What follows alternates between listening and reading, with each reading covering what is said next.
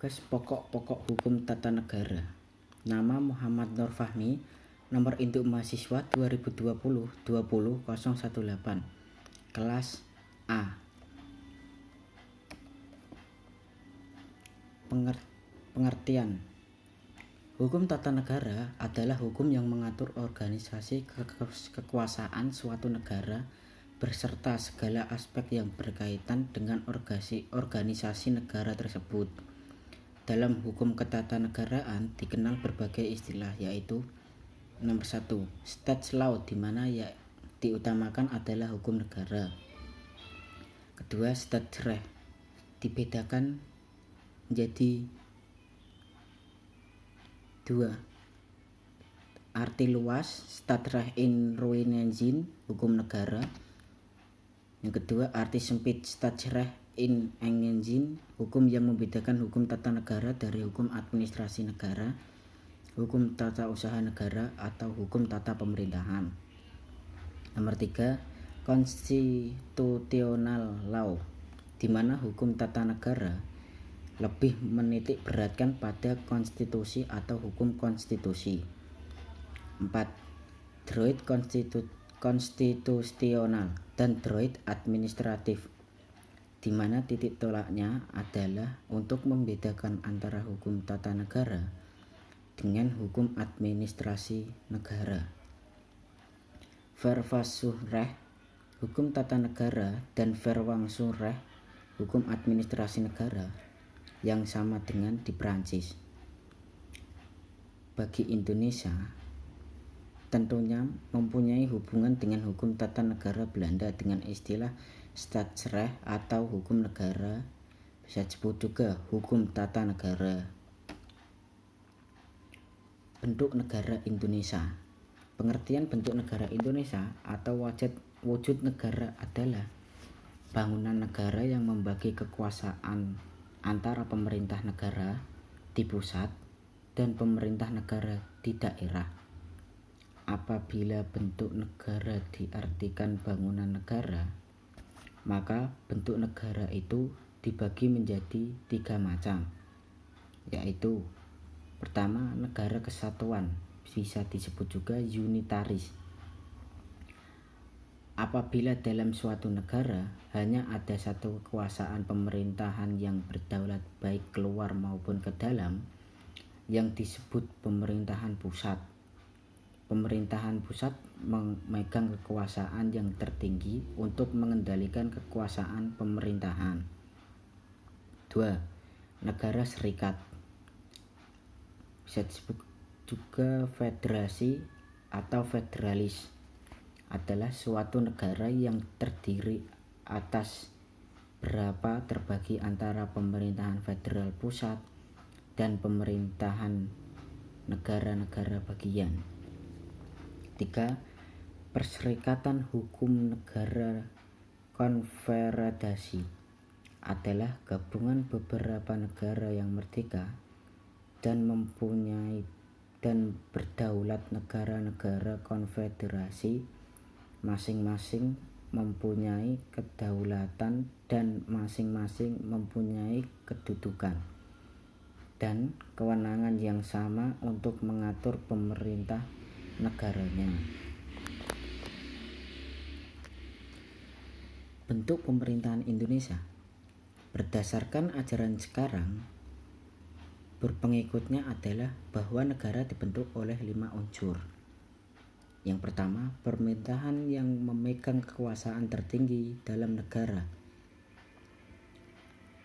Kedua, rakyat atau warga negara yang merupakan satu bangsa. Ketiga, wilayah tertentu. Keempat, berdaulat penuh. 5. Pengakuan dari negara-negara internasional. Pemerintahan sebagai unsur dari negara merupakan suatu organisasi teknis, dan organisasi teknis ini terdiri dari badan-badan kenegaraan tertinggi yang menerapkan tugas dan haluan-haluan negara atau disebut tugas politik, dan badan-badan kenegaraan di bawahnya yang melaksanakan tugas yang telah ditetapkan itu disebut tugas teknis. Yang dimaksud badan-badan kenegaraan atau lembaga-lembaga tinggi negara adalah Presiden, MPR, DPR, DPD, MK, MA, dan lain sebagainya. Yang dimaksud dengan badan-badan di daerah adalah gubernur, wali kota, camat, dan sebagainya. Sistem pemerintahan Indonesia. Sistem pemerintahan negara yang ditegaskan dalam Undang-Undang Dasar ialah Indonesia ialah negara yang berdasar atas hukum Reichsstaat. Negara Indonesia berdasar atas hukum Reichsstaat, tidak berdasarkan kekuasaan belaka. 2. Sistem konstitusional. Yang dimaksud pemerintahan berdasar atas sistem konstitusi, bisa disebut hukum dasar, tidak bersifat absolutisme, kekuasaan yang tidak terbatas. 3. Kekuasaan negara yang tertinggi berada di tangan Majelis Permusyawaratan Rakyat, disebut Die gesamte Staatsgewalt liegt allein bei der Majelis. Di dalam sistem pemerintahan Indonesia, kedaulatan rakyat dipegang oleh suatu badan yang bernama Majelis Permusyawaratan Rakyat, bisa disebut juga MPR, sebagai penjelmaan seluruh rakyat Indonesia. Majelis ini menerapkan Undang-Undang Dasar dan menetapkan garis-garis besar haluan negara. Majelis mengangkat kepala negara, bisa disebut presiden, dan wakil kepala negara yang bisa disebut wakil presiden. Dan majelis inilah yang memegang kekuasaan negara yang tertinggi. Sedangkan presiden harus menjalankan haluan negara menurut garis-garis besar yang ditetapkan oleh majelis. Organisasi kekuasaan negara. Organisasi kekuasaan negara atau lembaga-lembaga negara Republik Indonesia menurut Undang-Undang Dasar 1945 pasca amandemen terdiri dari 1. Pemusyawaratan rakyat. Majelis Pemusyawaratan Rakyat dalam pasal 2 Undang-Undang Dasar 1945.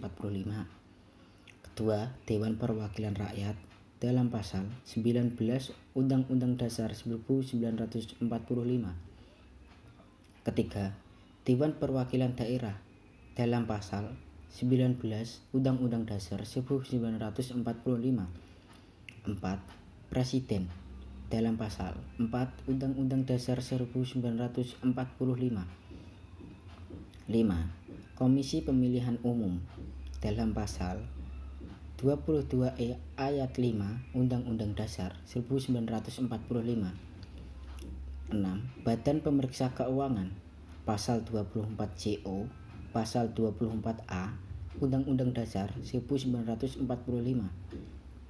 Ketujuh, Mahkamah Agung pasal 24 JO, pasal 24A Undang-Undang Dasar 1945.